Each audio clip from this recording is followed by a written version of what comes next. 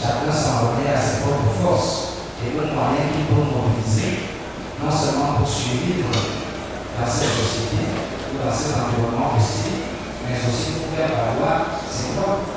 Et on constate que les ouvertures des autres pays africains sont vraiment très faibles. Et comme vous faites si bien l'organiser intervenant sur la crise en Centrafrique, ou alors la plupart des crises en Afrique, je ne voudrais pas créer notre débat dans le débat, mais vous savez que les pays africains, au-delà des éléments sociologiques qui caractérisent l'État, les pays africains souffrent d'un problème de la souveraineté. La souveraineté des pays africains est très perméable. Et ça me permet d'appuyer sur la deuxième question où on me demandait mon point de vue personnel sur une gouvernance mondiale efficace de la part de l'Afrique.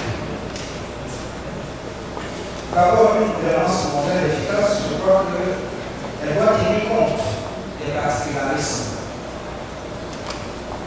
Quand les pays qui aujourd'hui mènent le monde, c'est-à-dire les pays occidentaux, à la tête desquels trônent les États-Unis, imposent un certain nombre de valeurs et qu'ils font croire au reste du monde que ces valeurs sont universellement désirées, alors que dans certains coins du monde, ces valeurs ne sont pas à l'ordre du jour.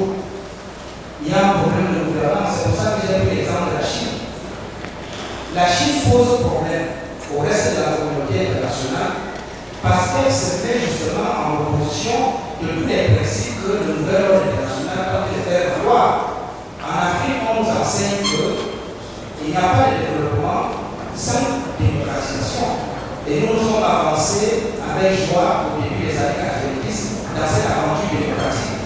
Mais aujourd'hui, plus de 20 ans après, on se rend compte que nous sommes loin d'atteindre ce développement que devait susciter la démocratisation.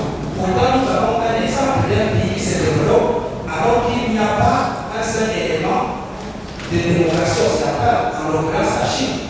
Et qu'ailleurs, comme à Singapour, il y a d'abord eu développement, puis instauration de la démocratie. Donc je crois que si on ne respecte pas les desiderata des peuples qui ne sont pas forcément les mêmes, il y aura toujours un problème de gouvernance mondiale.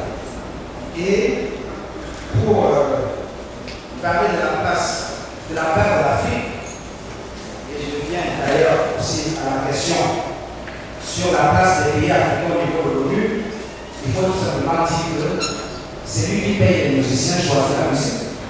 Nous savons très bien que le budget de l'ONU n'est pas financé par les pays africains. Et les pays africains ne peuvent décider qu'à la hauteur de leur contribution. Bref, l'Organisation des Nations Unies, nous savons est pris en otage par un acteur majeur de la scène internationale, en l'occurrence les États-Unis. Donc, tant qu'il n'y a pas des réformes qui sont demandées depuis pas mal d'années par les acteurs de la scène internationale et d'autres puissances émergentes, par exemple la réforme du Conseil de sécurité, sur un certain nombre de textes, sur le processus de prise de décision, sur l'élargissement ou l'abolition totale du droit de veto, on n'aura pas beaucoup évolué. Je crois que ma dernière interpellation, c'était sur le risque de guerre qui a disparu depuis la fin de la guerre. Non, ce n'est pas ce que j'ai dit.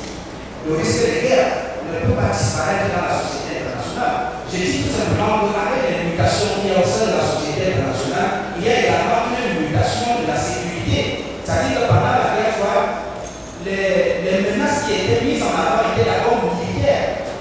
Mais avec les fondements de l'Union soviétique et la fin de la guerre froide, il y a également un changement des menaces. C'est-à-dire que les menaces militaires sont reléguées au second plan et en avant toujours les menaces non militaires.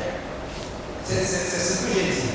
Et la pauvreté, bien entendu, partout on se bat. C'est le problème de partage de ce qu'on appelle le carreau national, que ce soit à côté de nous en Centrafrique, en Côte d'Ivoire et ailleurs. C'est les problèmes de gouvernance, c'est les problèmes d'amener toutes les composantes de la nation à la gestion de la chose publique. Donc, la pauvreté aujourd'hui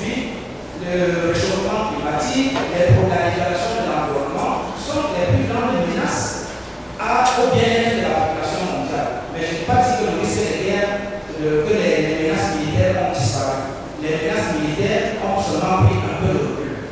Je crois que en ce qui